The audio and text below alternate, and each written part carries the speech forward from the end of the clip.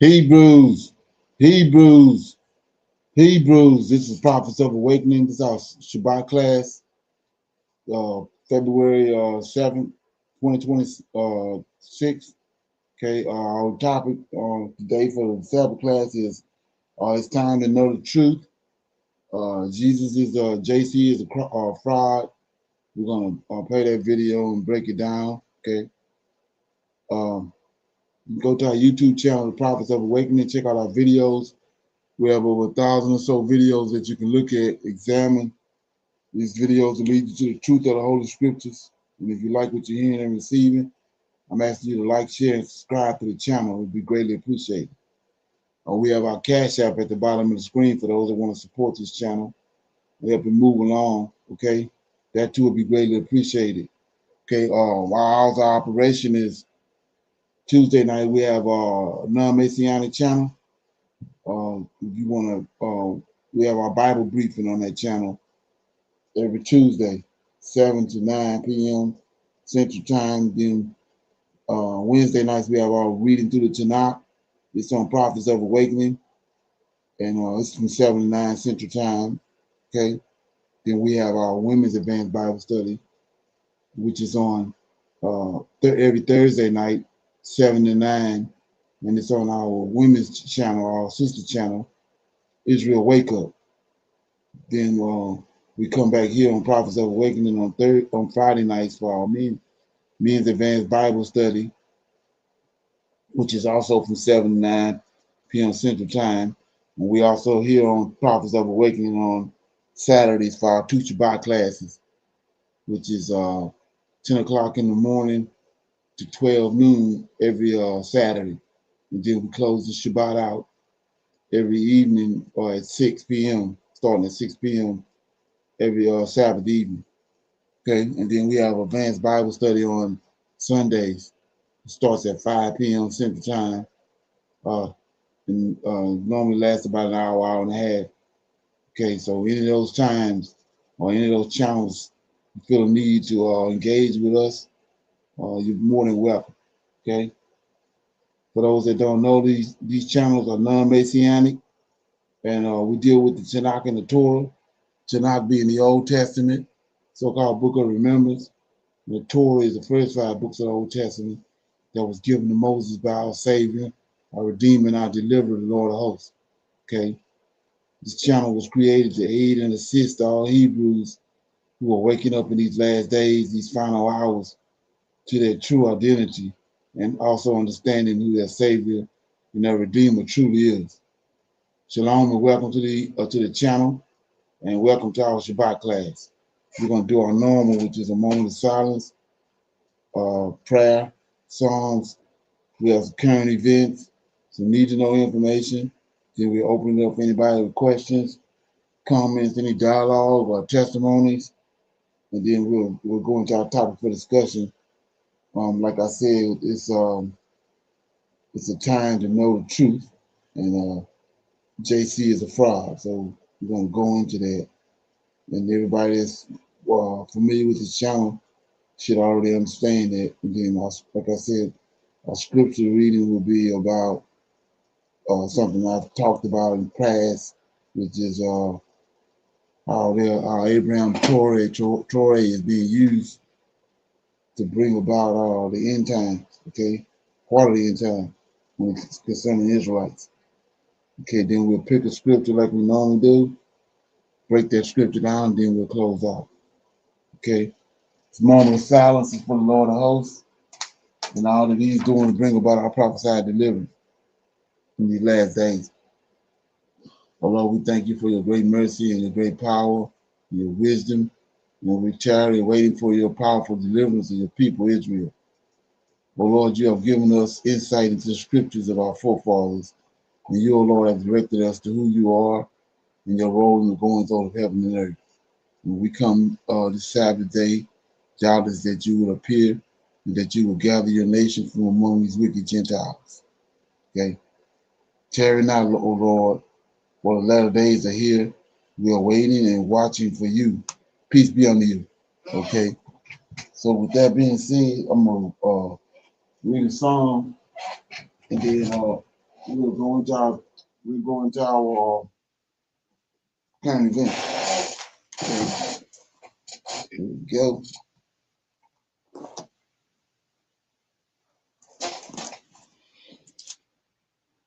Okay, come to my favorite song.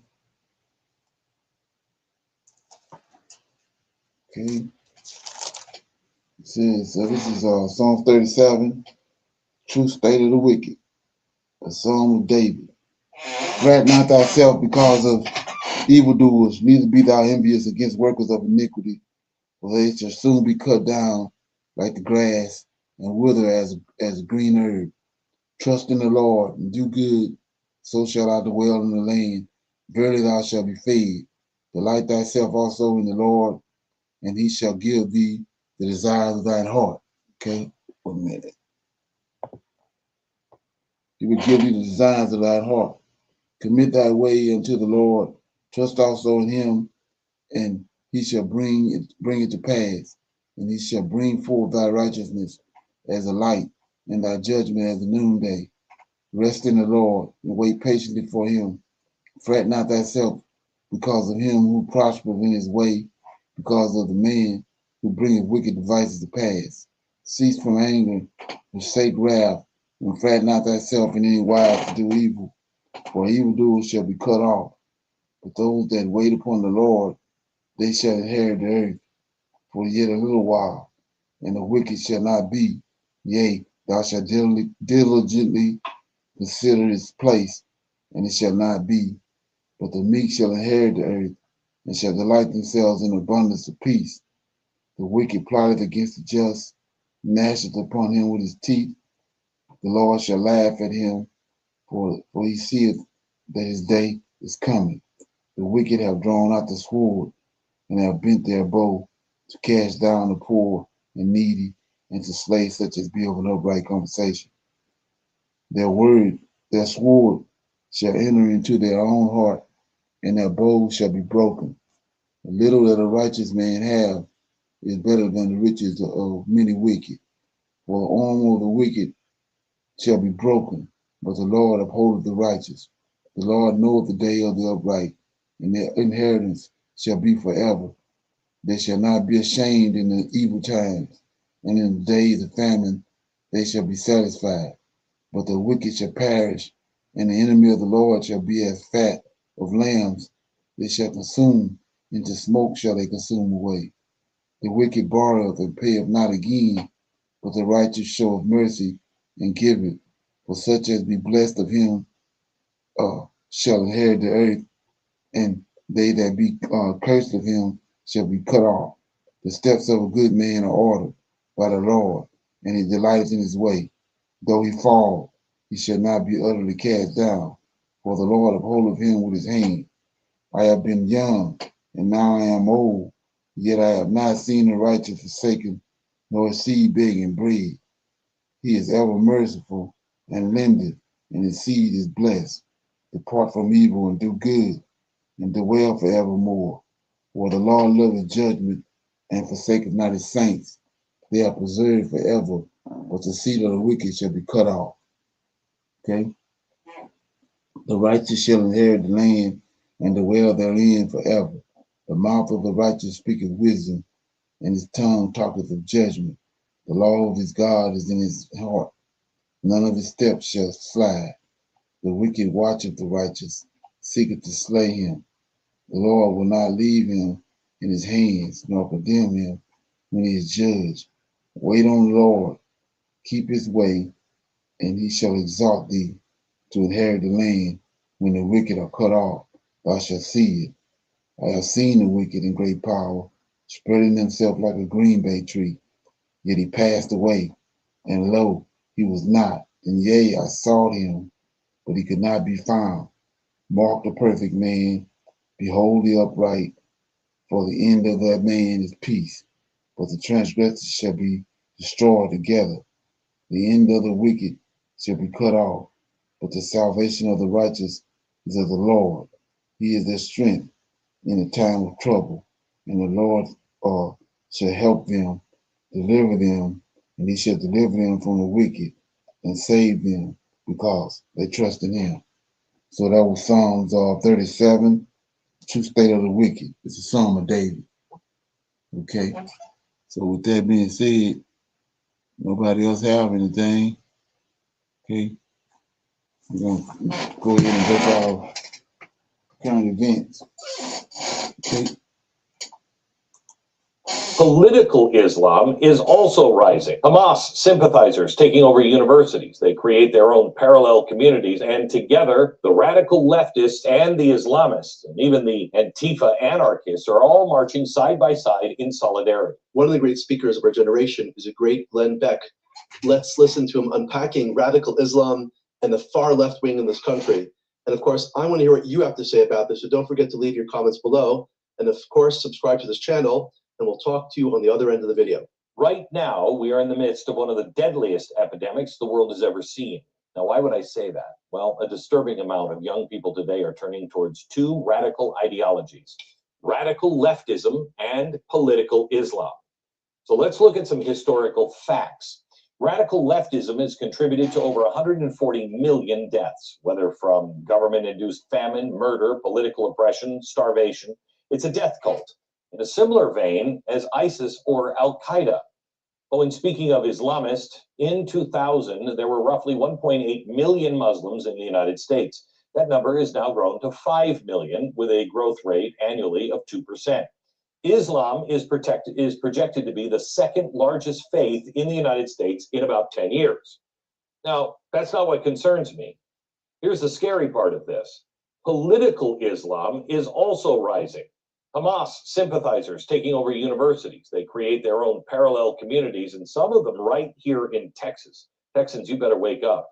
They live by their own justice system with Sharia courts, and together, the radical leftists and the Islamists, and even the Antifa anarchists, are all marching side by side in solidarity. But here's the thing. This is not the epidemic. These are all symptoms of a much larger virus, and that virus is a lack, or in some cases, I think, a perversion of education. This is why I am starting the torch. It's coming in January. We have a very short time to fix this before it's all too late, and seeing things like this doesn't make me feel any better. Why? All right. Okay. I can hear you. Tax the rich. Tax the rich. That was a few days ago at a rally for Mamdani in New York City. And here we have the radicals like Bernie Sanders, AOC, Mamdani screeching like banshees over the virtues of socialism, all the while being backed up by the establishment Democrats like Governor Hochul. Now the crowd erupts into tax the rich, but do they not know how this ends? No. Were the people in the rally really never taught any of this in school? No, they weren't. And Mamdani, who is now in the final week of his mayoral campaign, is the perfect poster child for this dangerous blend of radical leftism and political Islam. Proper education would end this campaign right now, but instead we get glowing interviews by the media like this one. I think any New Yorker who looks at someone getting an opportunity, who's representing communities that have not been as represented, a Muslim, a young person, a progressive, a democratic socialist, you know, there are so many different communities that are looking to you. And this, I hate to put it on you, as a bit of a Jackie Robinson moment. And I know that probably wields some weight, but man, oh man. What an exciting opportunity. Okay, what an exciting opportunity. Jackie Robinson, seriously? I remember that time when Jackie Robinson thought police were all controlled by the Jews. Yeah, that's Mamdani in a nutshell. Watch. We have to make clear that when the fruit of the NYPD is on your neck, it's been laced by the IDS. Really? This is who Jon Stewart has, wishes the best? Ladies and gentlemen, the great Glenn Beck. I mean, once again, he just hits it out of the park, and he identifies for us the two real dangers facing the world today. One is radical leftism, and two is radical Islam. These are two powerful forces that are actually combining together today on the streets of the United States as well.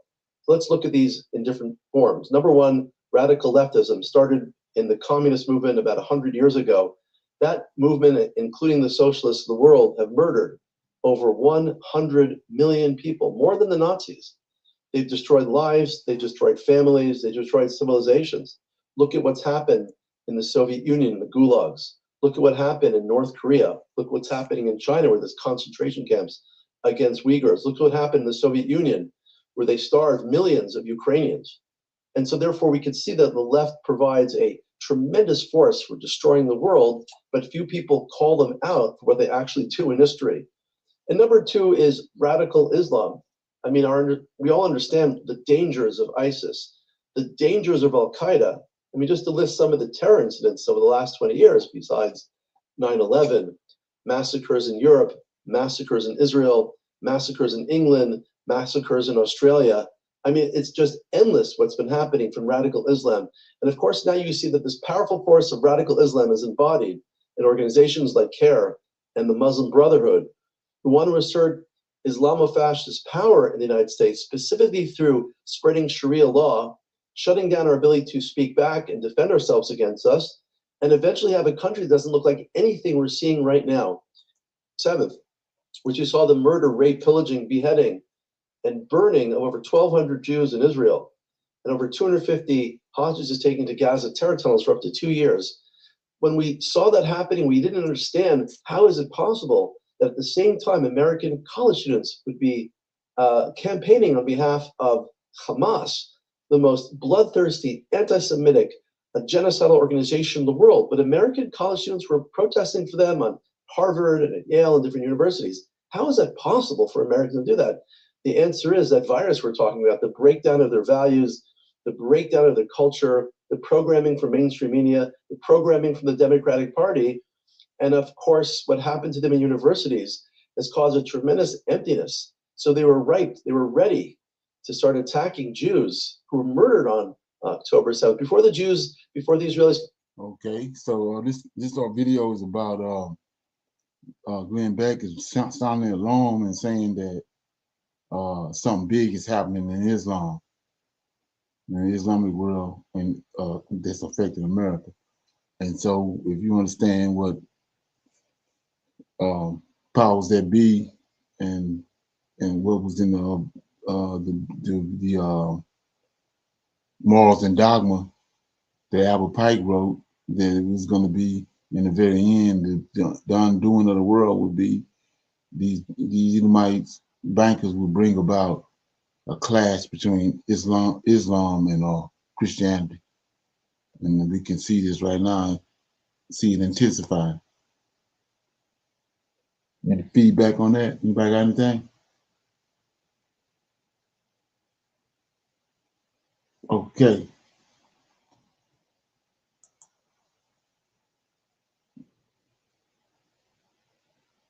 So right now the government is telling us there's nothing to see with these Epstein files. Essentially, no one is going to be prosecuted. There will be no accountability whatsoever. They've redacted a ton of the names that are in the files of potential perpetrators who we'll never know the identities of. And you got to wonder if this is why. Watch this. The fight for aid to Israel, all the aid that Israel needs. I will continue to fight for it. And we delivered more security assistance to Israel, our ally, under my leadership than ever before. We will keep doing that, everybody. It is so important to give Israel what it needs and to protect itself from the many in that difficult region who want to wipe Israel off the face of the map. We have to do everything to do that. We have to do everything to ensure that the delicate ceasefire secured last year paves the way to lasting peace, where people can live side by side, as many have mentioned, in a two-state solution. Okay. So there he is. We're giving everything to Israel that they want, everything they need under my leadership. We've given them more money than ever before, says Chuck Schumer. And you just got to wonder, why do we keep doing this? They have committed a genocide. The American people have turned against Israel. It's not popular to give them money. Americans want, I don't know, America first. How about that? And yet this still keeps happening. And so this is what a lot of people were looking at the Epstein files, assuming that this was a blackmail operation to ensure that powerful people who had who were holding the purse strings, would ensure that Israel got whatever they wanted every single time, because otherwise you're going to be exposed. And right now, what they've done with those Epstein files is they've released them, right? They're giving us the Epstein files, but they're not telling us who's behind those files, who's implicated in those files. They're redacting those, they're protecting them. And they're probably giving them all a warning saying, you don't want your name to be unredacted by accident, do you? Because we could make that happen. Just a little slip of a file here and there. We could just make your nightmares come true, but we won't if you make our dreams come true. How about that? What a good trade. How about we just keep everybody happy?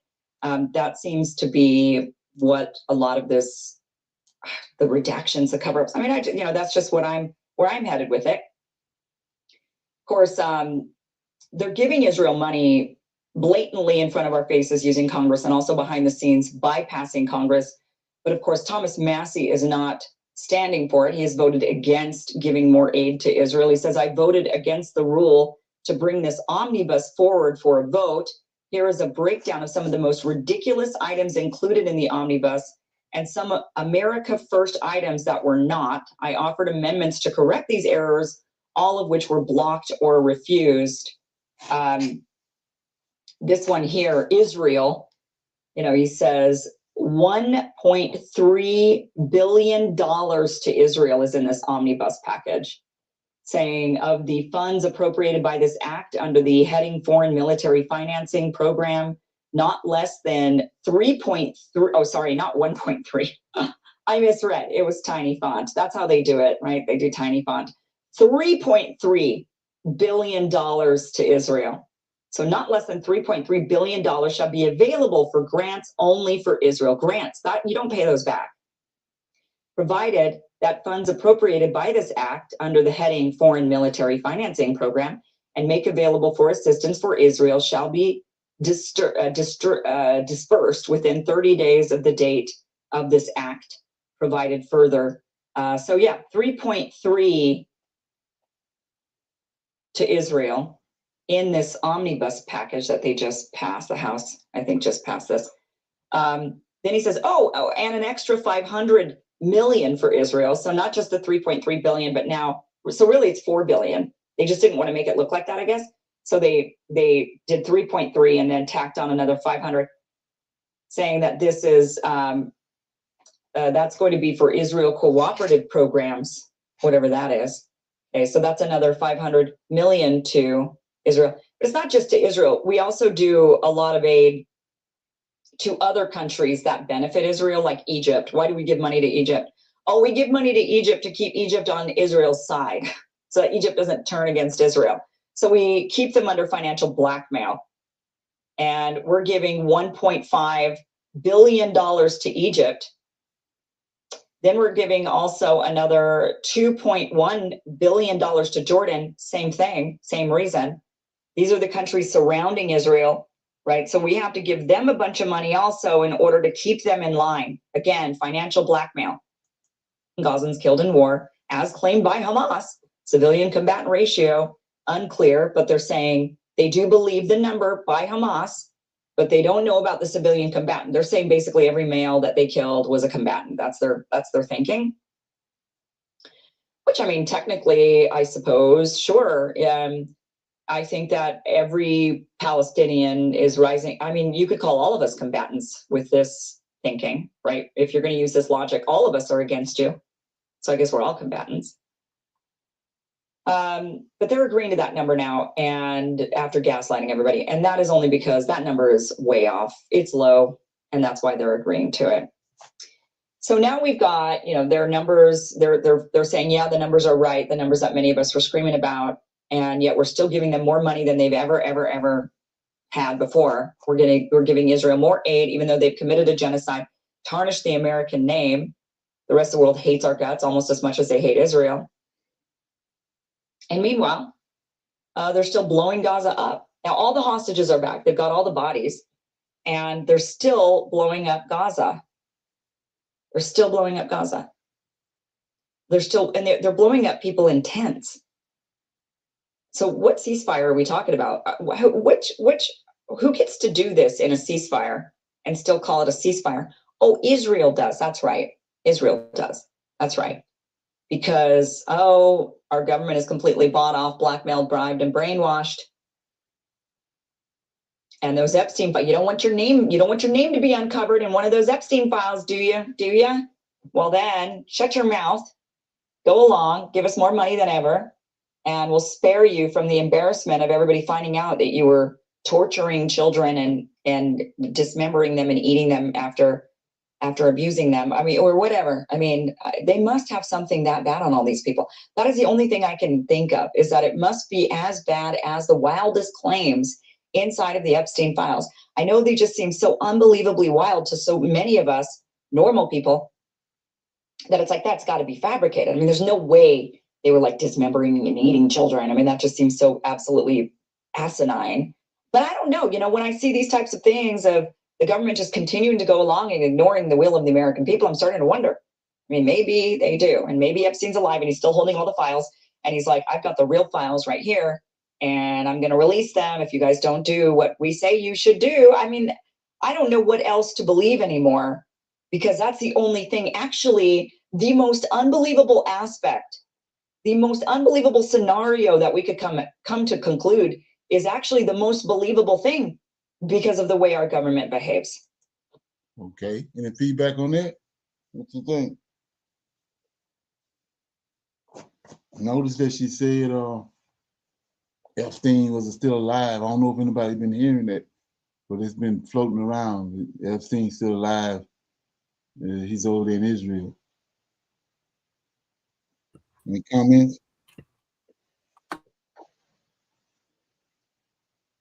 Brother AJ, you can go ahead. Shalom, everybody. Brother Leonard, I did see that they said it was a prison guard or what have you, or CEO or whatever, that said they slipped Epstein out that day and replaced him with another body. So I kind of believe that to be true, actually. Oh yeah, exactly. Especially the way all this playing out. And then, like I said, is you wouldn't even imagine that he had the kind of contacts and the effect that he had on the global community. So, I mean, it don't make no sense why he would come up dead. They had to do something. Anybody else? Yes, sir. Shalom, everyone. Brother Leonard, I had read some information about, I didn't read it 2 weeks ago, but about 2 weeks ago, Netanyahu, he gave some type of press conference, speaking Hebrew basically, where he confirmed what this lady saying in the clip, that earlier they had a great, I guess, military offense and defense system, and then they started to weaken their forces because they were low on ammunition and weapons. And it happened during not this current administration, but an embargo from the United States. Then he goes to say the current U.S. administration has prioritized Israel having a big, strong army industry, quote, so they don't run out of weapons or ammunition. And I thought, what in the world? President Trump recently said that his daughter, who's married to the son-in-law he keeps sending everywhere and has made a part of this peace board, that she converted to Judaism. So now she's Jewish also, even though they're pushing this whole Christianity thing over here in the United States. And along with that, they talked about how Epstein was a simple school teacher, wasn't making enough money, became a counselor or a consultant, excuse me. And his biggest clients were Jewish people who owned big organizations. So I also believe that it's easy for him to have not died, for him to still be alive, simply because I just don't see all of these people that were using him to get things done, letting him go away like that. I mean, they're keeping Ghislaine Maxwell safer than they kept him.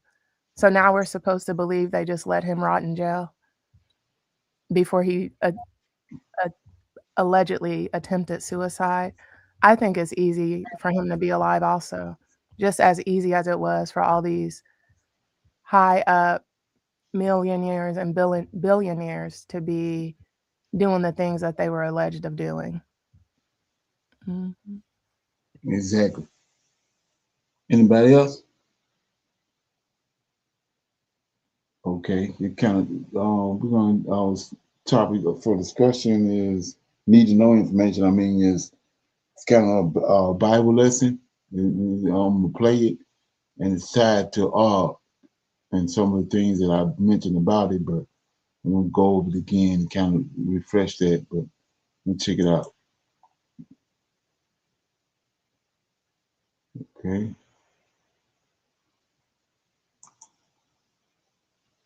One of the intriguing figures mentioned in the Bible is Og, the king of Bashan, in the land of the Rephaim. Moses, leading the Israelites, faced many battles, but the most notable adversary before reaching the promised land was Og, the giant ruler of Bashan, which Moses feared more than Pharaoh himself. His name appears Is everybody familiar with Og? Yes, sir.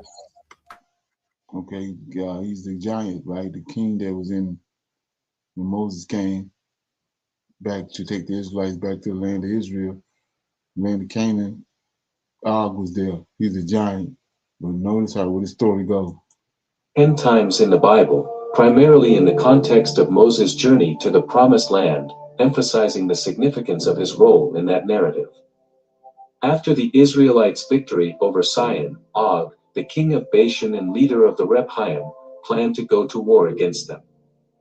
Og was among the last of the giants, hailing from the enigmatic Rephaim tribe, most of whom had perished during the days of Abraham. Despite facing formidable opponents before entering the Promised Land, it was Og who instilled fear in Moses the most, to the extent that he hesitated to engage in battle. However, God reassured Moses, instructing him not to fear, as victory was assured. This reassurance is reflected in the book of Numbers.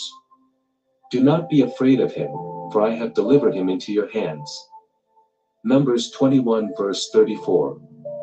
To comprehend the significance of Og, one must delve into Hebrew interpretations that provide background to his story. Our journey starts in the time of Noah. According to Hebrew So they're going back before Og met Abraham. Check it out. interpretations, Og was a Nephilim, a giant spared by God due to his uniqueness among his kind. During the flood. Commentators suggest that Og was the grandson of Shemhazai, one of the rebellious angels who descended to earth and argued against God's creation of mankind. God challenged these angels, stating that they would fare no better than humans if faced with the same struggles. The angels, curious, were transformed into earthly bodies to experience mortal challenges firsthand. However, they succumbed to sin, leading to their union with human women, as described in Genesis 6 verse 2. Their offspring, the Nephilim, were formidable beings, perceived as giants by ordinary people. Yet, during Noah's great flood, these semi-divine entities perished, except for Og. Og's survival amid the cataclysmic event sets him apart, suggesting a divine purpose or intervention in his existence.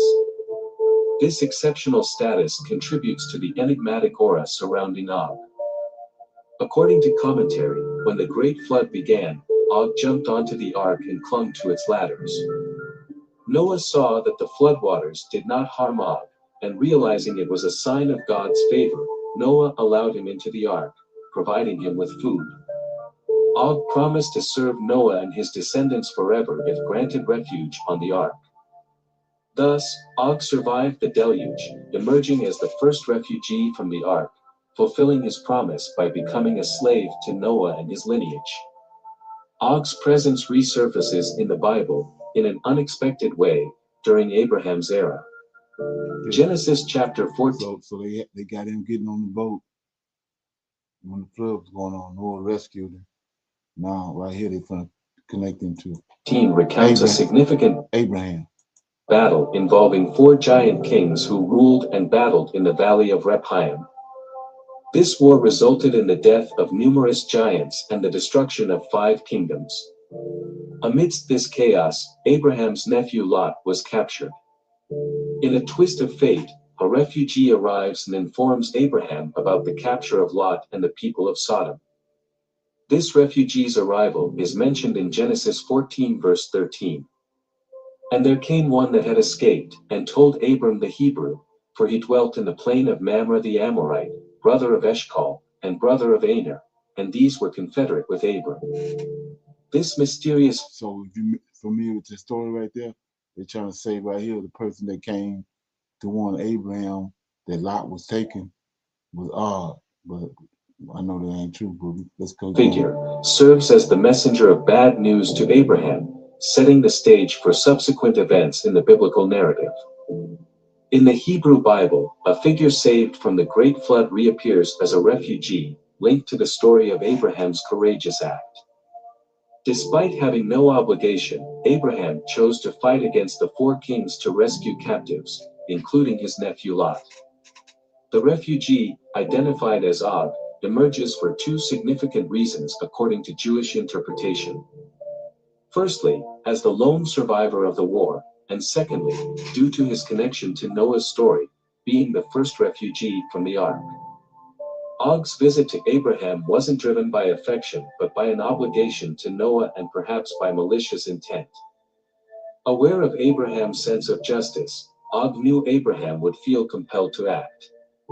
The commentator suggests Og's interest in Sarah's beauty, hinting at a nefarious desire to claim her once Abraham will be killed in battle.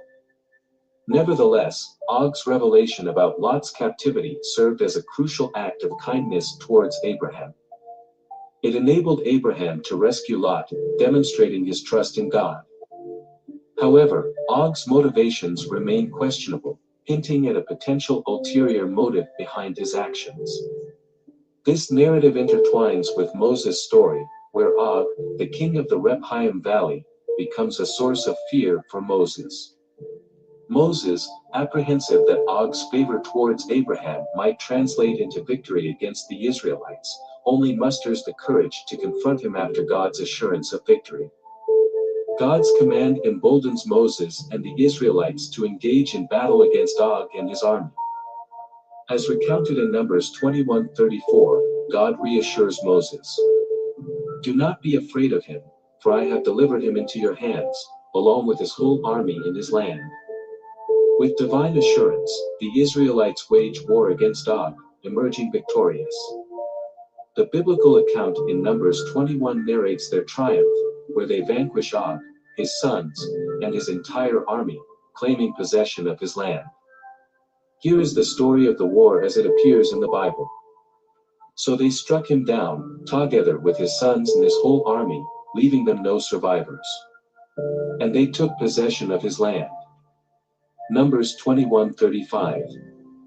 The narrative echoes, this time from the lips of Moses. In the book of Deuteronomy, as Moses addresses the people, recounting their desert journey, he recounts the war against Og. "We took all the towns on the plateau, and all Gilead, and all Bashan as far as Salika and Edrei, towns of Og's kingdom in Bashan." Og, king of Bashan, was the last of the Rephaites. His bed was decorated with iron and was more than 9 cubits long and 4 cubits wide. It is still in Rabbah of the Ammonites. Deuteronomy 3 verses 10 to 11. Whereas the initial story merely introduced Og as the king of Bashan, the verse in Deuteronomy offers further insights crucial for identifying this king. Og belonged to the Rephaim lineage, and details about his dimensions are provided. It's worth noting that Jewish interpretations often carry mystical significance, defying simple explanation. As Moses highlighted, Og is depicted as the final descendant of the Rephaim lineage. Elsewhere in the Bible, it's noted, "They were a strong and numerous people, as tall as the Anakites. The Lord destroyed them from before the Ammonites, who drove them out and settled in their place. Deuteronomy 2 verse 21. This associates them with other biblical giants, including the Nephilim who existed even before the Great Flood. If Og was indeed one of these ancient beings, then his lifespan extended over 5 centuries, born before the flood and living nearly 4 decades after the exodus from Egypt. Completing the puzzle of identifying Og involves understanding the Rephaim.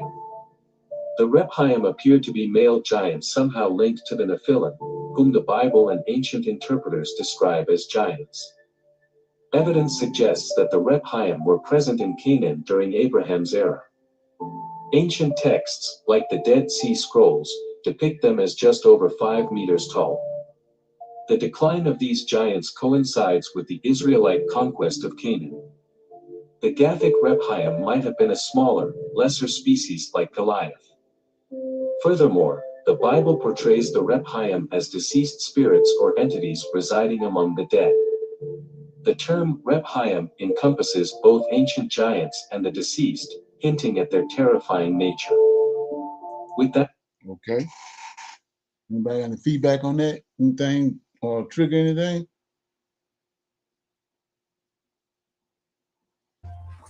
Yes, sir.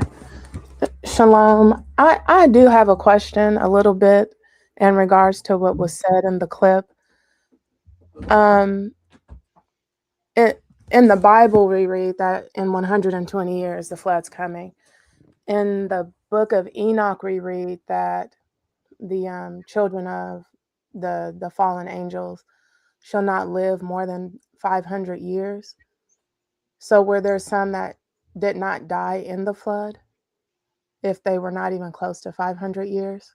Or some just died before 500 years? Nah, I don't believe that. I think that, like I said, it don't make any sense. Why would he have Og get on the boat when and he bring a flood the whole earth, but he allow Og or one of these giants to don't make any sense. Like I said, what they trying to do when you look at these things, these people constantly, with me, how I rightly divide it is they constantly trying to cover up stuff, and then and in the process of them trying to cover it up, they actually making themselves look they exposing themselves. If you dealing with the scriptures in the right way, you can see they're constantly exposing themselves because they're trying to justify giants after the flood. So that's their justification to trying to justify that reason why it says also after that there were giants in the earth and also after that. So by them putting Og, saying Og got on the boat, it's making it, he's trying to justify why there was angels in the land of Canaan and afterwards during the time of Moses and all that. But Yes. it ain't adding up to me. And Okay. in the video, what really is surprising is for them to outright say that Noah told him to come on in. I will say, despite the Right, question, it don't make sense. so Noah heard from the Lord of hosts who's supposed to come in the boat, and he decided amongst himself to say, I think this giant attached to the boat is Right. supposed to come in. That seems to me like it was pulled way out of left field. Right, exactly. So Brother Leonard, I know some classes ago, you talked about some basically another group of fallen angels. Is that how those giants got there then? Is that where Og is from? And even Mamre and everybody else, the giants that Abraham does encounter? What do you mean how they got there? After the flood? From another group of fallen angels after the flood. How are No, it says, when I explain how that he told Noah to get a male and a female all flesh.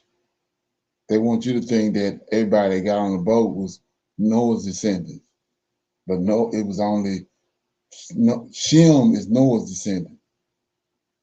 Then we know that in Genesis 126, he created a man and a woman. That's a whole, that's the 6-day man, what I call. So he had to get a male and a female from 6-day man. That's who Ham is. Then he had to get a male and a female from Cain's lineage. That's who Japhet is when you write about the scriptures.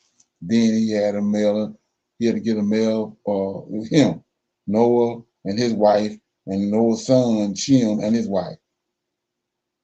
The Ham and Japhet ain't none of his sons. Noah is keeping the commandment or the orders that the Most High Lord host gave him to get a male and a female of all flesh. And then that means genitalia, which is humans. So that's how you get giants after the flood. When you got Cain, when you understand where Cain came from. Cain was conceived by serpent speaking with Eve. That's how these giants and these Nephilim and all of them continued on after the flood. When you write divided. Yes, sir, and that makes sense. So the Cain and his wife, who both Right. not Cain and his wife, but the descendants of Cain, the male and Japheth. female, Japhet, their Right. family is the reason why They continued on. continued even after the flood. Right. Yes, sir. Exactly. And then when you understand all that, that's how when you understand the story about the how Nimrod became what he was, and how that Cush gave Nimrod the garments that they had. You can see how all that's tied to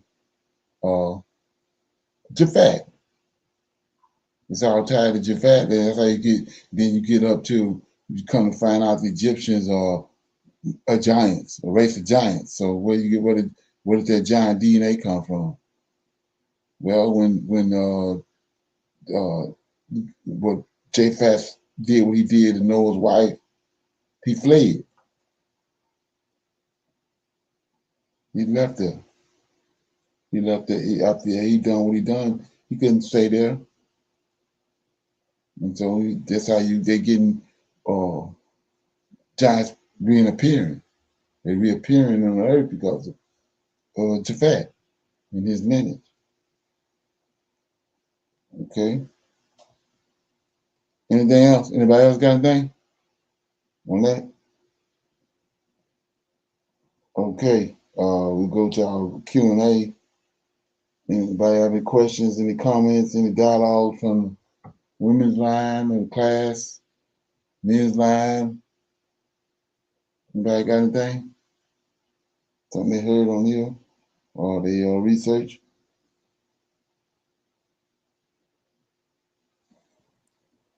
Yes, sir. I have one question. We know about Cain and Abel and how they are not from the same seed.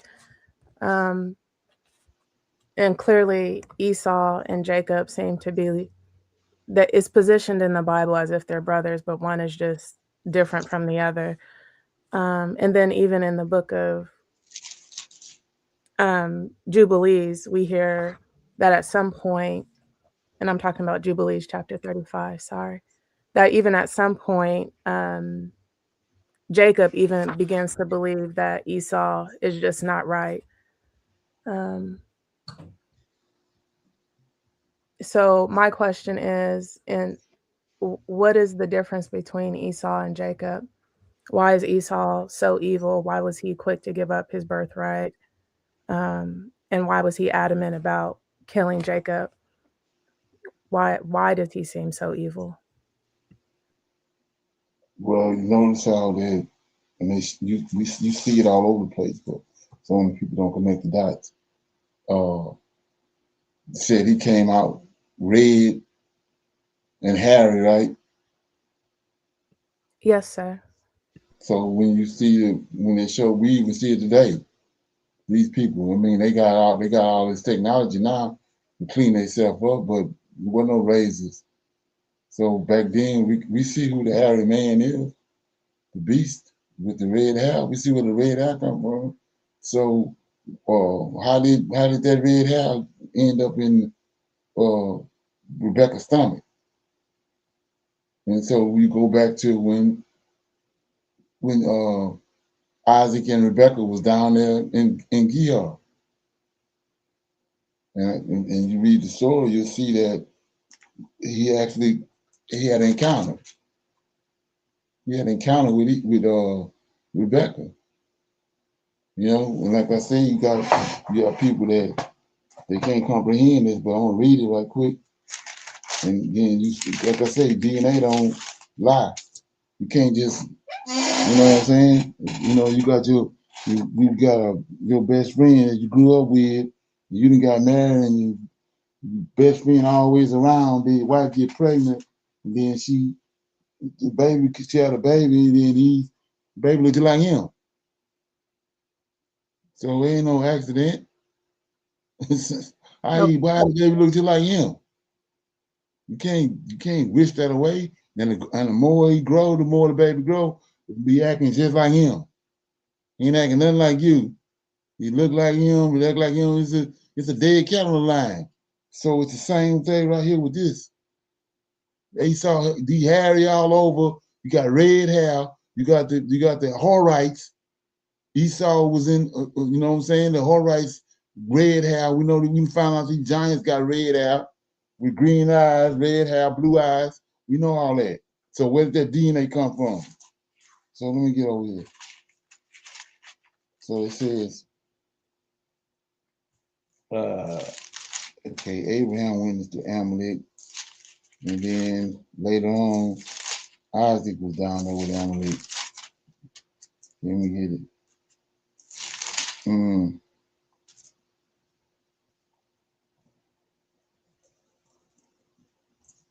Okay.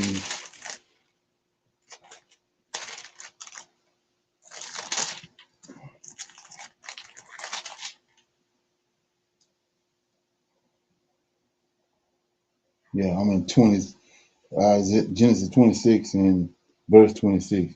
Amalek went to him from Gerar, and Hazar, one of his friends, and Pisgah, the chief captain of the army.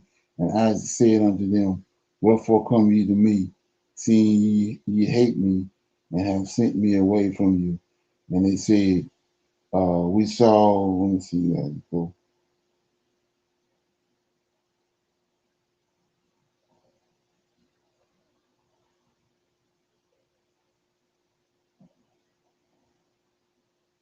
See if I'm in the right place.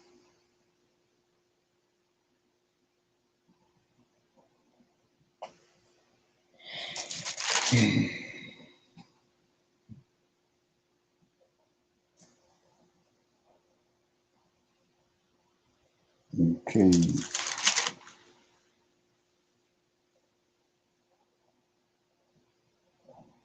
Okay, yeah, I'm in verse 6.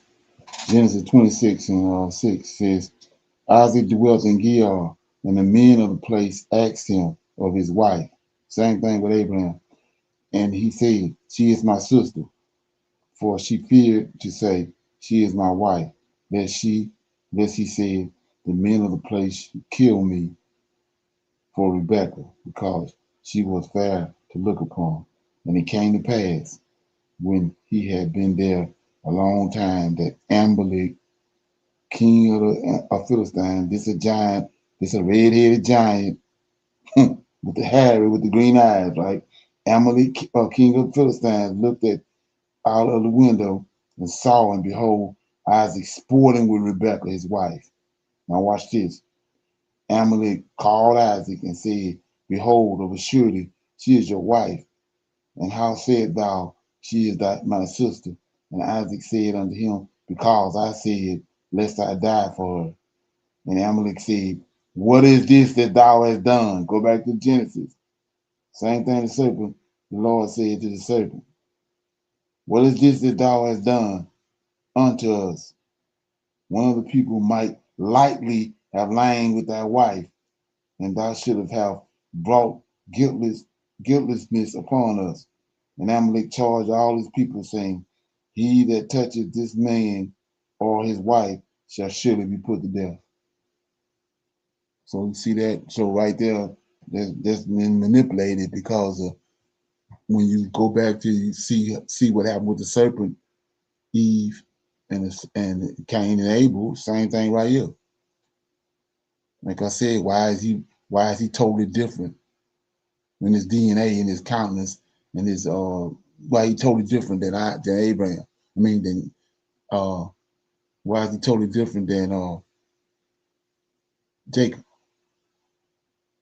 Or totally different than Esau and Jacob? Why is he totally different? And then even to the point where when Abraham left, Jacob left and went and lived with Noah and Shem, they were still alive. Esau had he had no nothing in him to go stay with Noah. He wanted to stay out in the field. Then he went and hooked up with the Horites. They redhead all over. And he ended up marrying them women. Come on. You don't take a rocket science to see that. Even if they didn't hook with it, they ain't put it in there. You sit there and look at it, you can see it. Yes, sir. That's And where it's complicated. Nobody wants to deal with that. yes, sir. When I read, and I'm just going to read 2 verses, Brother Leonard, if that's okay. Jubilees 35, 13 and 14. And Isaac said unto her, this is after Rebekah asked to make sure that the brothers are okay and they do not harm each other. He says, I too know and see the deeds of Jacob, who was with us, how that with all his heart he honoreth us. But I loved Esau formerly more than Jacob, because he was the firstborn. But he doesn't say my firstborn, he says the firstborn. But now I love Jacob more than Esau, for he hath done manifold evil deeds, and there is no righteousness in him. For all his ways are unrighteous and violence, and there is no righteousness around him. Verse 14. And now my heart is troubled because of all his deeds, and neither he nor his seed is to be saved. For they are those who will be destroyed from the earth, and who will be rooted out from under heaven. For he hath forsaken the God of Abraham, and hath gone after his wives, and after their uncleanness, and after their error, he and his children. And it's strange how he says has gone after his wives. And it's like he doesn't claim Esau when he says that. He was the firstborn, but not necessarily his firstborn. Um, so do you feel like at some point he realized this is not my son?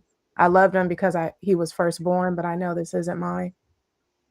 Well, that's the reason when like I said, once you get outside of the brainwashing, you see that that's the reason why he was blind, because the Lord of hosts knew that how he felt about Esau, so he made him blind when it was time for Jacob to get the blessing. So all that started coming into play when you can see it. He already know the situation, but he's still gonna bless Esau.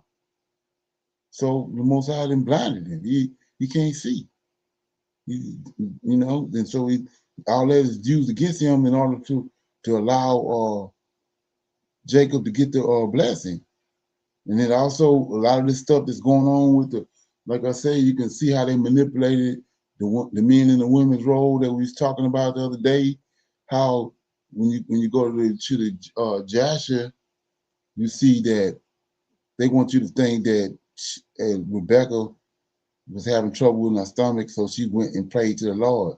But that's not what she done. She went to Abraham. Because that's how you seek the Lord.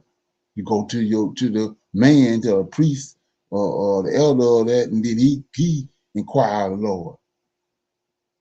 So that even the king got to do that. He got to go to the priest. They inquire of the Lord. So she went and inquired to Abraham, when she inquired to Isaac, and Isaac went to his head, which is Abraham. Abraham, both of them inquired of the Lord, and he came back, and he told Abraham what to do, just like what happened with Joseph, with the Pharaoh. So he said, let me go for 3 days and talk to my God. Then he came back and told Pharaoh was up. Same thing with Abraham. Abraham came back, and everything Sarah did when she put the things on his on Jacob's shoulder and covered his arm and all that. Abraham told her to do all that. He gave her time. It's a time allotted for her to do it, and when the time came, she did it. But Abraham one gave her all the information. And so and then like I said, you can see it. How the same thing you just read is the same thing was said in Genesis about Cain. When they went to make, they was 12 years old, they went to make their offering. Same God, our Savior and Redeemer, the Lord of hosts, he was standing on the altar. And they came up there and he rejected Cain. Because he knew where Cain came from. We see the same thing right there you just read. He rejecting Esau because he know where he came from. Well, we reading right over it. And then, like I said, all through the scriptures, every time you come to Cain's descendants, which is in Genesis chapter 4, they disconnected from Adam's lineage. In Genesis chapter 5, he keeps saying, I'm against thee. They list all his children in Genesis chapter 10 in the table of nations, and every time he talk about them, he's against them. He's gonna blot them out. He got a problem with them. He hate them. So them ain't none of this. Them ain't no. Them not no. Them not Noah's sons. Or they ain't kin to him no kind of way. They wicked as hell. It's like how is Ham? How was Ham Noah's? How is Ham? Jacob's kin folks. Look what they doing to him in Egypt. Them ain't no brothers. They ain't no brothers. And the Most High telling you that. He said, hey, I'm gonna put a distinguishing. When I go to Goshen, I'm gonna distinguish between Hebrew and Israel. I mean, between Egyptian and Israelite. So how they brothers? Unless the Lord of hosts got Down syndrome or something, he can't write the divide stuff. But he's telling you they ain't none of you. I don't have nothing to do with them. They ain't kin to Esau. I mean, they're not kin to Jacob no kind of way. And then when you look at all the evidence, and you just put it together, you can see that. I mean, it's only one way to get a child. Somebody got to go into the woman. So you go look at the characters. Then there it is. When you go do your research on the Amalek and Amalek DNA and his lineage is tied to the giants and to the Raphaim, to the Horites. And that's where the red hair come from. So he born red all over and hairy. That ain't no Israelite.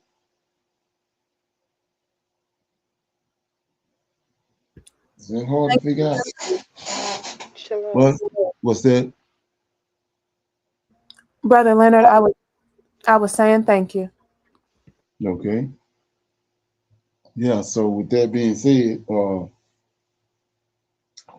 go to our topic for discussion. So like I said, is what I'm dealing with is I think I met kind of guy. I think I had a couple conversations with this guy a few times in certain situations, and like I said, with a lot of people, they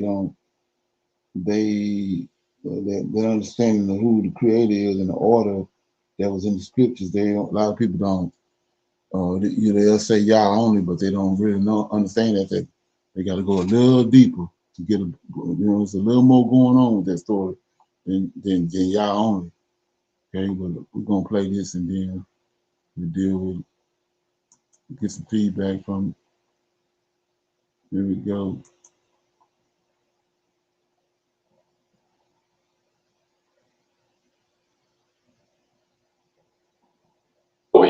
In Matthew chapter, revealing biblical truth. On this channel, we worship and serve the Most High God of Israel only. This teaching is entitled The Double Fulfillment of Prophecy Deception. That is, the double fulfillment of prophecy deception. Christians often make the false claim that Jesus fulfilled hundreds of prophecies from the Holy Scriptures, which they call the Old Testament. So he must be the Messiah. Here are a few examples of Christians spouting this nonsense. The Old Testament, written over a 1,000-year period, contains nearly 300 references to the coming Messiah, and all of these were fulfilled in Jesus Christ. During Jesus' lifetime, he fulfilled more than 300 prophecies, and he fulfilled them literally down to the smallest detail. After careful examination of the first coming prophecies of Messiah, it is undeniably clear that Jesus of Nazareth fulfilled them. People are always talking about, like now we're in the last days, he's waking Israelites up, and you have so many people saying that they bedazzled at the fact that these people have, you're looking at the scriptures and you can see that, the lies. Yeah, you can see these lies now, but they can't. So like I was saying before, they went to school. All these people, they done been to a school. And all they doing is quoting what they got in school. This is what they so-called educated. They went to school, even us, 12 years, first time we get 66 years old, we go to school. Like I said, the 18 missing years, we go to school. That's why there's so much blindness. They done been to school. This ain't something they just decided to deal with and search it out. They went to the school, and when they got to school, everything you hear them saying, the school told them. All the intricate details of Jesus' life, death, and resurrection. Buckets. That all of those details all were foretold by prophets centuries before Jesus was born. Things like he'd ride in Jerusalem on a donkey, he'd be betrayed by a friend, he'd be born in Bethlehem, he'd be called out in Egypt, he would be sold for 30 pieces of silver. So-called well-to-do people, they come on. Or he'd be crucified. And you know Jesus fulfilled all 300 of those predictions? How could one man fulfill all of these prophecies unless he was the Son of God who was predestined? So you say, what you talking about? So he told him, this got a lot to do with the debate going on about the man and the woman. My words are at the mouth of the priest. These people right here, they went to seminary. Yahweh, Lord hosts ain't in seminary. But the priest, he going and finding these priests and the Levites, and he talking to them. So his knowledge, the knowledge of him is on the mouth of the priest. Like I said, he ain't in no damn seminary. So all they doing is spewing what they gave them in the seminary. And so in so many ways, can't even fault them. It's like I said, it's water on a duck back. Ain't nothing to even get mad about. Somebody told these nutbuckets this. Only a simple person would believe these claims without carefully examining them. Let's read about this in Proverbs chapter 14, verse 15. That's Proverbs chapter 14, verse 15. And I will be reading from the Brenton Septuagint translation. It says, "The simple believes every word, but the prudent man betakes himself to afterthought." The simple believes every word, but the prudent man, meaning the wise man, betakes himself to afterthought. This means he takes the time to think carefully about the claim being made before deciding whether or not it should be believed. So right there, like I said, you got valedictorians and Victorians, all these different titles. Well, you can't get that if you don't. You gotta whatever they gave you, you gotta come back and recite it. And the ones that really get into it, those are honor students. So this where the brainwashing come in there. You ain't doing this right here. No afterthought. no he thinking like no Hebrew. You going in there, you trying to do whatever they done gave you, you trying to recite that and get you an A. So you ain't no afterthought in the picture. That's in regular school, colleges, and in Bible seminaries. Ain't no afterthought. They brainwashed. Those of us who have taken the time to fact check these bold Christian claims know that none of this is true, because Jesus is a fictional character. He was created by the children of Lucifer, also known as the so-called white man, to lead the children of Israel, also known as the so-called Negro, into idolatry. The enemies of the Most High simply ripped parts of the scriptures out of context and applied them to their false god and idol.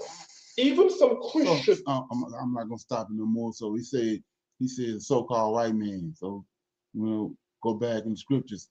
He turned Miriam white. That's what cursed is. Miriam talking against Moses, he turned her white. So what do you think he done to Cain? Turned Cain white. And the serpent, he turned him white. So you say, what are you talking about? Well, he just told you, the so-called white man. So how you get brainwashed? Because they told you some other bullshit that he got when the mark he put on him was some kind of mark on his forehead or piercing in his ear. No, he turned him white. And like I say, that's why he talking to him like he did when they came to make their sacrifices. Same reason why he talking to Esau the way he talking to him. Know that the claim that Jesus fulfilled lots of Old Testament prophecies is not true. But don't take my word for it. Listen to this admission by a well-known Christian pastor.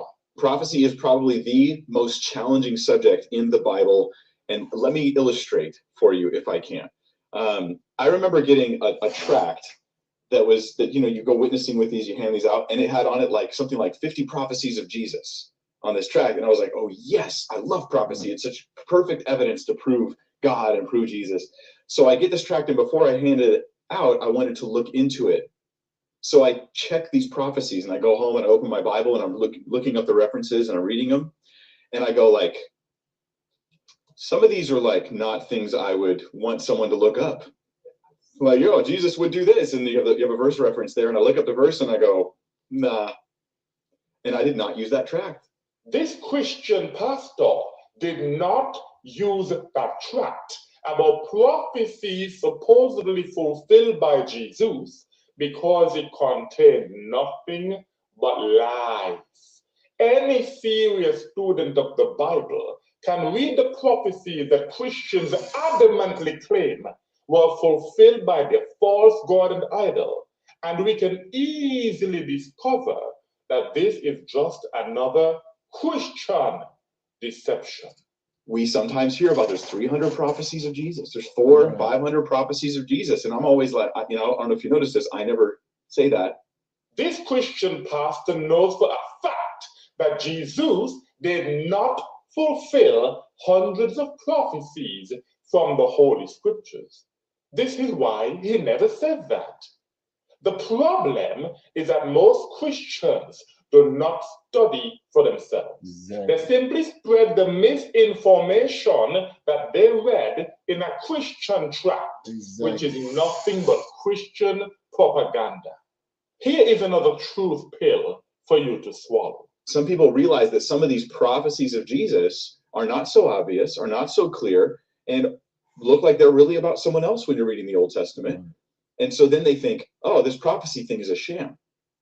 And I've even heard teachers, like professor teachers, say that prophecies basically, they just, did whatever they wanted with the Old Testament. Every so-called prophecy of Jesus is really about someone else. Right. Again. And so that's the truth. And that's been shown over on this channel over and over again. So that's evidence that, like I say, typology did somebody else. They went and got somebody else's story, and they put put it on JC. That thing came out, but they gotta these Edomites and these Christians, they got a counter for that. We're gonna get to it. Every so-called prophecy of Jesus is really about someone else. Gotta be. They could not be about Jesus because he never existed. Exactly. So if you think you can handle the unfiltered truth and you are willing to critically examine the so-called historical evidence for the existence of Jesus, please listen to my teaching entitled, Jesus Never Existed. That is, Jesus never existed. What you will learn in this teaching is that the so-called historical evidence for the existence of Jesus has all been proven to be fraudulent and that Jesus is a fictional character. In other words, it is just another deception by the children of Lucifer, also known as the so-called white man. Exactly. This channel, Bible Truth Revealed, is dedicated to exposing the lies of Christianity and revealing biblical truth. Matthew chapter 1, verses 22 to 25. Matthew chapter 1, verses 22 to 25, and I will be reading from the Christian KJV. This speaks about the circumstances surrounding the birth of the fake Messiah.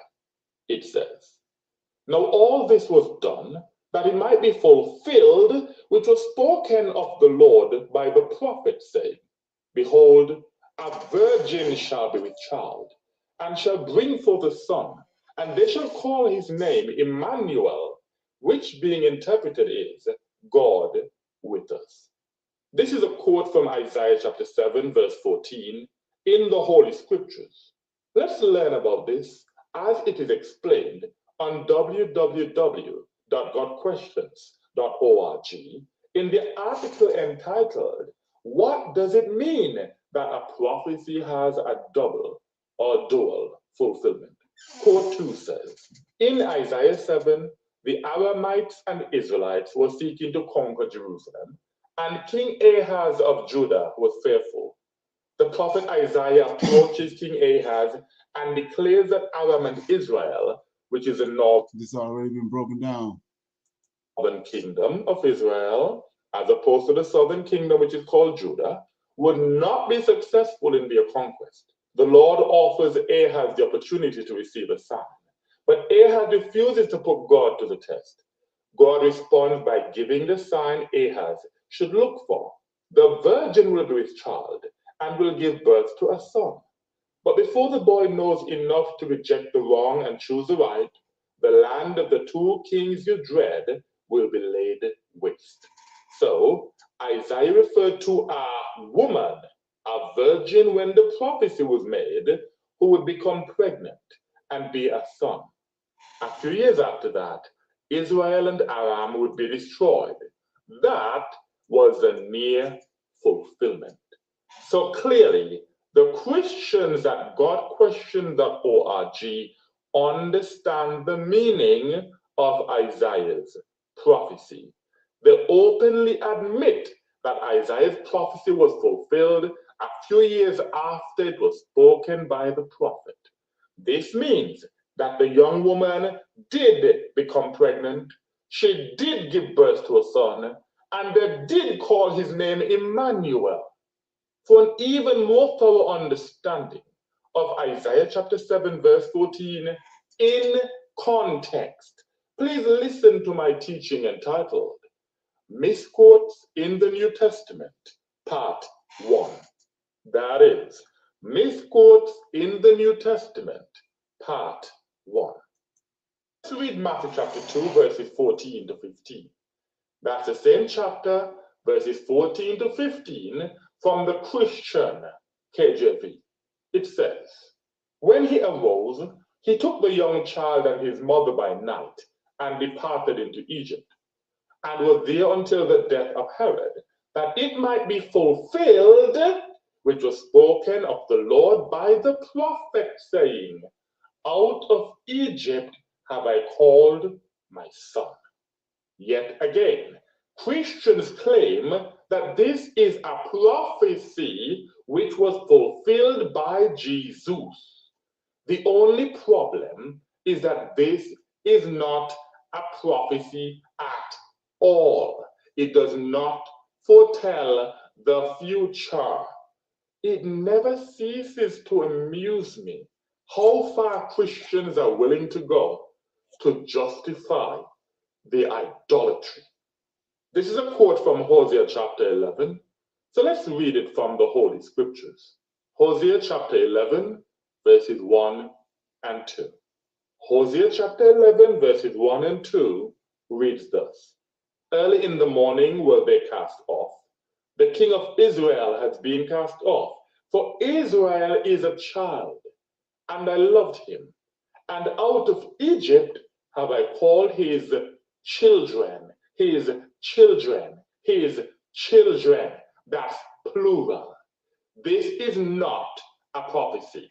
It is pointing to Hosea's past, not his future. Therefore, there is nothing to be fulfilled. The whole chapter is about Israel's past deliverance from Egypt, followed by the later rebellion against the Most High. This is why verse 2 says, As I called them, plural, so they, plural, departed from my presence. They, plural, sacrificed to Baalim and burnt incense to graven images. The words they and them are referring to the children of Israel. This has nothing to do with the false god and idol of Christianity. The children of Israel, plural, are the ones whom the Most High loved and called out of Egypt. But afterwards, they departed from his presence, and they sacrificed to Baalim and burnt incense to graven images. This is idolatry. If this was fulfilled in Jesus, it means that Jesus was an idolater who departed from the presence of the Most High. He sacrificed to Baalim and he burnt incense to graven images. Yet Christians would never accept that verse 2 is about their fictional God-man. This proves that the so-called New Testament just rips verses out of context and repurposes them to support Christian idolatry. I've even heard teachers, like professor teachers, say that prophecies basically, they just, did whatever they wanted with the Old Testament. The reason why Christians are so easily deceived is because they have been taught to completely ignore context when reading the Holy Scriptures, which they call the Old Testament. Instead, they have been brainwashed into cherry-picking whichever verses they think can be used to justify the idolatry. If you are serious about understanding the Holy Scriptures in context, instead of continuing to be deceived by Christian pastors, please listen to my teaching entitled, How Not to Study the Bible. The precept upon precept deception. That is, how not to study the Bible. The precept upon precept deception. The lies and deception in the so-called Gospel of Matthew should be very clear by now. The entire Christian New Testament was written to confuse the children of Israel, also known as the so-called Negro, and lead us into the idolatry of worshiping the false god and idol of Christianity. The children of Lucifer invented the double fulfillment of prophecy doctrine to. Here you go. Like I said, now that all this evidence being exposed, now it's a duel. Even though it happened over here, still gonna happen over here with JC. Justified their deceptive merging of the Holy Scriptures with the abominable new trashment. This is why the so-called Gospel of Matthew repeatedly says this was to fulfill what was spoken by the prophets. Right. So texts that are 1, not prophecies, 2, not future-oriented, Exactly. 3, not messianic, and 4, not about Jesus. But wait, there's more. Let's read Matthew chapter 2, same chapter, verses 16 to 18.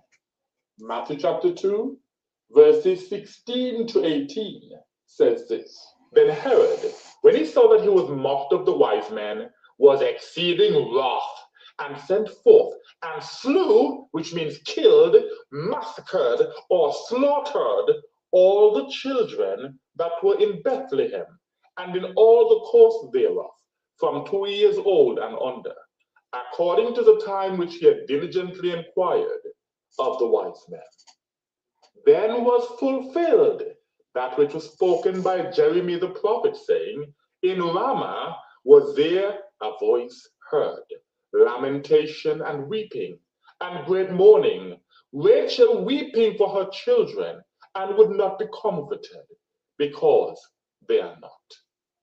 This quote comes from the book of Jeremiah, so let's examine it there. Jeremiah chapter 38 in the Septuagint is chapter 31 in the KJV. I'm reading Jeremiah chapter 38, verses 15 to 17 in the Septuagint. It says, a voice was heard in Ramah of lamentation and of weeping and wailing. Rachel would not cease weeping for her children because they are not. Again, a voice was heard in Ramah of lamentation and of weeping and wailing. Rachel would not cease weeping for her children. She would not stop crying for her children because they are not. What is the meaning of they are not? It means that the children of Israel were not in their own land. They were captives in Babylon because of their refusal to keep the commandments of the Most High. Okay, so like I said, this you want to go to this channel, or you want to read this, watch this video. It's time to know the truth. Jesus is a fraud, but like I said, a lot of this stuff, all this stuff being broken down. But you can see right here, like I said, how that these people are gonna go from one. They're gonna go from one place to the next. So once you break down something to them, they're gonna figure out another way to bring JC back on the scene. It's crazy. Any comments on that?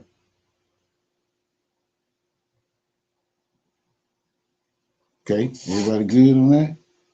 So yeah, I was talking about the reason why I'm doing this right here on Abraham Tory was when you understand how these people work, they go back to A. Philip Randolph. A lot of people might not know him. These so-called civil rights leaders go even go back to Frederick Douglass. Okay, and what they did a serious sham job on us when it comes to King. Like I said, he's an orator.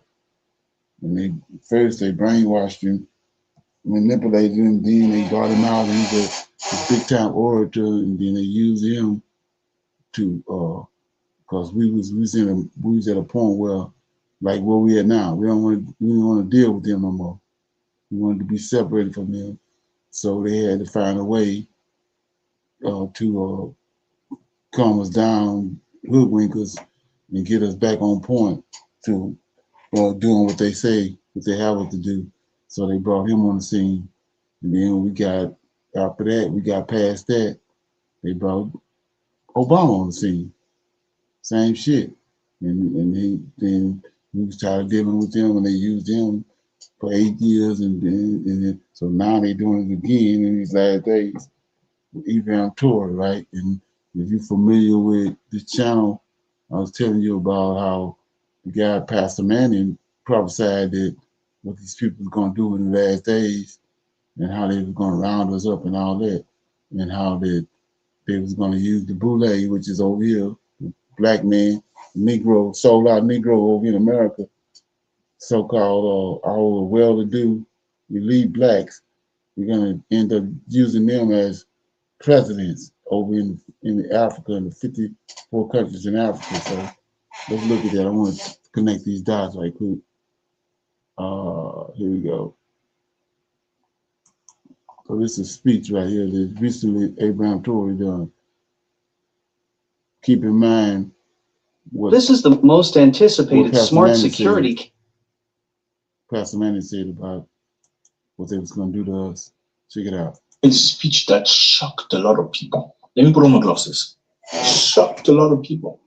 Hey, shocked African presidents, shocked Americans, shocked the world. Well, why the African presidents are shocked? Well, they're shocked because the guy is showing everybody that the presidents of Africa are useless. Yes, he's literally telling people that they didn't build them up. Now he's denigrating all the African presidents. Check it out. You have been here for so many years and you have been incapable of bettering your countries because you are useless. And African presidents hate that. I mean, you know, when you fail at a job or something, I noticed. What I was just talking about the other day with Tucker Carlson. I had him talking to the African president. Okay. In many black communities. Check it out. You tend to want other people to fail too. And I'm not talking about you. I'm talking in general. When a person like you usually fails at something, in most cases, when somebody else tries what they were trying to do where they fail, they want to see them fail too. And that's it. Let's hear what Charlie said. Let's go. Good morning, comrade. I hope everyone is wide awake this morning. It's the last week of the first month of 2026. So I'd like to take this opportunity to wish everyone a happy new year 2026 and to wish you, your families, and your loved ones good health for this year, many successful exchanges in all your endeavors, and much dedication and enthusiasm in your work. And I know that maintaining the endurance and pace of these past 3 years isn't easy. You've learned to work under pressure. The pressure will continue, so hang in there and buckle up. I like to use a caricature of the government system in 2026. Currently, it's like an airplane. So, at the end of the runway, we're going to go full throttle to reach what pilots call V1 by the end of the year. Let's fact check Ibrahim Traore. While the education sector policy has changed a lot, the government has launched major initiatives making education free from primary school to university. Imagine primary school to, and this is not one of those things that you hear in many countries when they talk about that, and the reality is different. From primary school to university in Burkina Faso, it's free. This includes waiving school fees nationwide, providing free textbook for primary students. Completed no more than 70% of the cleanup. On February 15th, they'll leave. They'll be finished. Which means that on May 8th, there's nothing like it in Africa, and we'll finish. What this means is that May 8th is also a unique event in Africa, and we will finish. It's a challenge. We finished in a time frame that no one will believe, because we already have all the necessary machinery and equipment. But have sacrificed so much.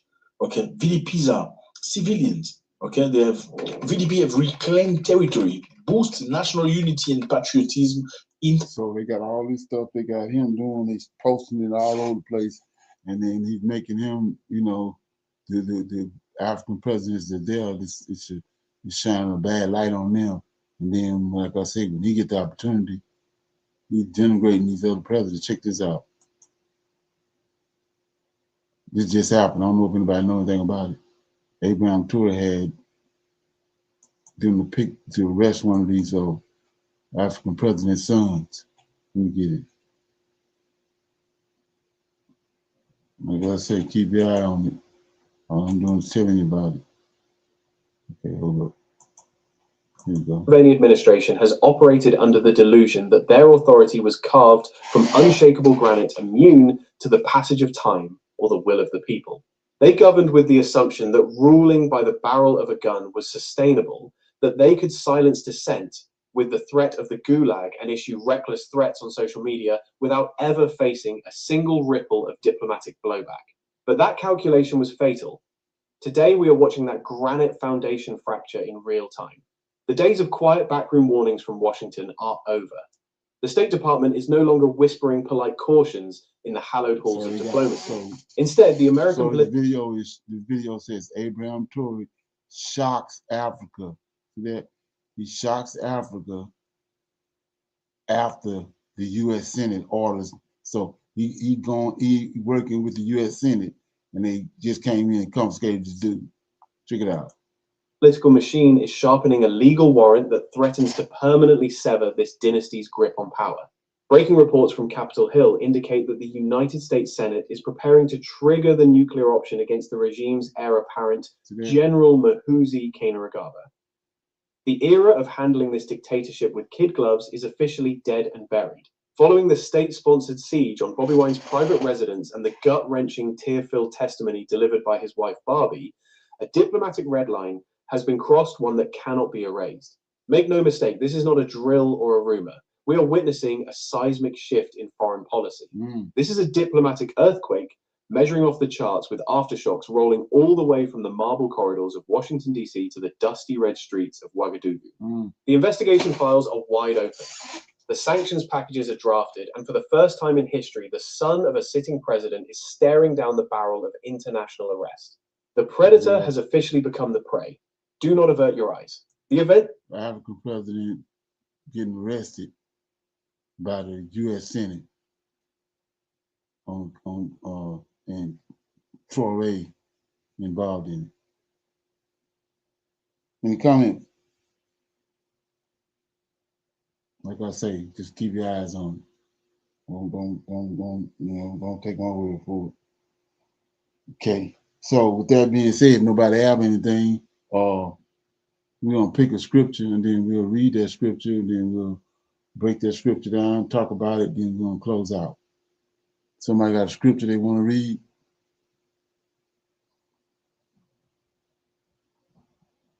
We got one they've been sitting they want to talk about. Shalom, Brother Leonard. Can I go to Ezekiel 18? Okay. In verses 18, 19, and 20, it says, "As for his father, because he cruelly oppressed, spoiled his brother by violence, and did that which is not good among his people, lo, even he shall die in his iniquity. Yet say ye, why doeth not the son bear the iniquity of the father, when the son hath done that which is lawful and right, and hath kept all my statutes, and have done them, he shall surely live. The soul that sinneth, it shall die. The son shall not bear the iniquity of the father, neither shall the father bear the iniquity of the son. The righteousness of the righteous shall be upon him, and the wickedness of the wicked shall be upon him." And shalom, that was Ezekiel 18, verses 18 to 20. Okay. What's your take on that? Well, Brother Leonard, I got a question about this one.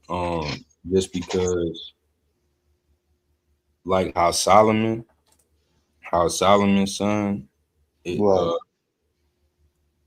I'm trying to understand it the right way, because I know the Lord said he wouldn't take away the tribes from Solomon. He had taken away from Solomon's son. Right. And but like this right here is saying, and is that because Solomon cleaned up his act before he died, why he didn't receive the punishment? No, Solomon it's about David. Solomon received the punishment because of David. Okay. You know what I'm saying? He said that the reason why it was split up, and he kept Judah and Benjamin in together because of David's sake. He says that in the southern kingdom, in the southern kingdom, I'm gonna keep I'm gonna keep a tribe over here with them for David's sake, and the other 10 tribes dealing with Ephraim, he separated, but he kept one of the tribes over in the southern kingdom because of David. That's the only reason the southern kingdom stayed where it was at was because of David, which is Judah. David out of Judah. But and then the only reason he waited till Solomon passed away was because of David. Once Solomon passed away, he separated the kingdom. And another way to rightly divide that, what he done before the flood. Remember, you had those righteous men that were still alive, and he took them because he didn't want them to see the flood, see what he done with the flood. So he took them. So that's the same way. He let Solomon because of his relationship with David and his relationship with Solomon. He allowed Solomon to live out his life. Then he split it up, and it was because of David's sake. That make any sense? Right. Yes, sir. Okay. You got anything else? Oh, but shalom, man. Just Brother Leonard, how it says in there, every man would die for his own iniquity. So JC couldn't have died, for all of our sins then, right? Yeah, they killed. When you read that right there, they kill a party. Just like I was saying about what I was communicating with some people probably a couple of years ago, and they're telling them how when they don't understand the impact and severity of the fact that when you got an idol set up in your head, the Lord of hosts, he changed not. He's gonna recompense that idol on you. He send a man or send a person, and they come in and they breaking down the scriptures for you, breaking down something that you in error with. You ain't looking at it right, and it get broken down to you, but you still want to deal with it. Then he recompense it on you, and we see him doing it all through the scripture. But that's how the Pharaoh got set up. He told him he brought all those plagues. Then he got to the last plague. Then he said, "I'm gonna put this last plague gonna be on you. You gonna call it." And so, sure enough, he told him, "Yeah, I don't want to see you no more." He told Moses, "I don't want to see you no more. If you do, I'm gonna kill your firstborn." Well, he called the last plague, recompensed it on his own self. So the Lord came, killed all the firstborn in Egypt, cattle and everything. He called it. That's how he worked. Okay. Everybody good? Yes, sir. Okay. So with that being said, I'm gonna say shalom to everybody. We got our evening Shabbat class this evening starting at 6 p.m. Central Time. We're gonna close the Shabbat out. I'm gonna see everybody then. I'll say shalom, shalom, and another shalom. Shalom.